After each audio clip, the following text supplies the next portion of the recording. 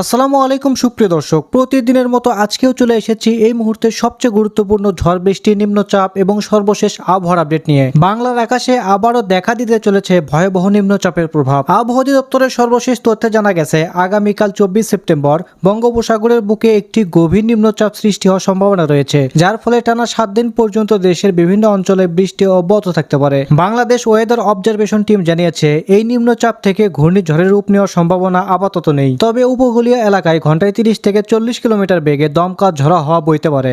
এজন্য সমুদ্রগামী নৌযান চলাচলে সতর্কতা ও নিষেধাজ্ঞা জারি করা হতে পারে। এদিকে দেশের অনেক নদ নদীতে পানি অস্থায়ীভাবে বৃদ্ধি পেয়েছে, যার কারণে বেশ কিছু স্থানে কৃষকের ফসলের জমি তলিয়ে গেছে। আবহাওয়া অফিসের পূর্বাভাস অনুযায়ী 24 সেপ্টেম্বর মঙ্গলবার 2025 রংপুর, রাজশাহী, ঢাকা, ময়মনসিংহ, বরিশাল, চট্টগ্রাম এবং সিলেট বিভাগের বিভিন্ন জেলায় অস্থায়ীভাবে দমকা হাওয়া সহ হালকা থেকে মাঝারি বৃষ্টি অথবা বজ্রসহ বৃষ্টি হতে পারে। কোথাও কোথাও মাঝারি ধরনের ভারী বর্ষণও দেখা দিতে পারে। আজ 23 সেপ্টেম্বর মঙ্গলবার এবং আগামীকাল 24 সেপ্টেম্বর বুধবার দেশের 8 বিভাগের 64 জেলা সহ ভারতের আসাম, পশ্চিমবঙ্গ, মিজোরাম, মেঘালয় এবং ত্রিপুরা রাজ্যের কোন কোন স্থানের আবহাওয়া কিরকম অবস্থা বিরাজ করবে তার সম্পূর্ণ আপডেট জানিয়ে দেব। আর তাই আপনি বাংলাদেশের কোন জেলা থেকে ভিডিওটি দেখছেন, আপনার জেলার এই মুহূর্তের আবহাওয়ার অবস্থা কেমন তা কমেন্ট করে জানিয়ে দিন। নিত্য নতুন আবহাওয়ার খবর এবং পূর্বাভাস পেতে চ্যানেলটিকে সাবস্ক্রাইব করে বেল আইকনটি অন করে রাখুন। চলুন এবার দেখে নেওয়া যাক আবহাওয়ার পূর্বাভাস মেঘমালা মডেল আর্ডার।